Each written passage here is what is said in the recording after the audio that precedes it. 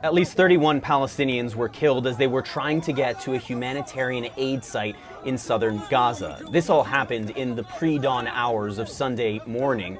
And according to eyewitnesses on the ground, doctors at local hospitals, as well as the Palestinian Ministry of Health, Israeli gunfire was responsible for these deaths, as well as scores of additional injuries. Doctors at hospitals described a lot of head and chest wounds, bullet wounds, as a result of this attack. Now, the Israeli military, for its part, said that it, quote, did not fire at civilians while they were near or within the aid site.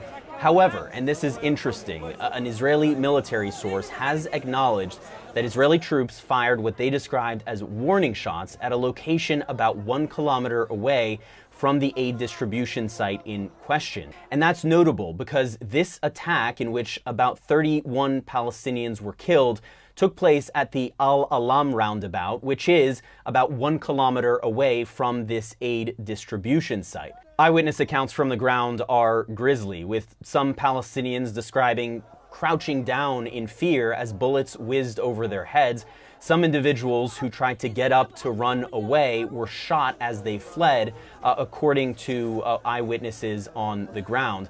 And this is all raising questions and concerns about this new U.S. and Israeli-backed Gaza Humanitarian Foundation, because all of these people were in this area because they were trying to get to this aid distribution site. And this raises the concerns that humanitarian aid officials from the United Nations and other agencies have been raising, as they have said that having a very small number of aid distribution sites, as the Gaza Humanitarian Foundation currently has in Gaza, and making so many people travel sometimes several miles to get to these sites, would increase the risks for Palestinians. And Philippe Lazzarini, the executive director of UNRWA, the main UN agency in the Palestinian territories, is now saying that aid distribution in Gaza has become a quote-unquote death trap. He and other humanitarian aid officials are calling on the Israeli government to open the border crossings and to let significant quantities of humanitarian aid into the Gaza Strip to be distributed widely in Gaza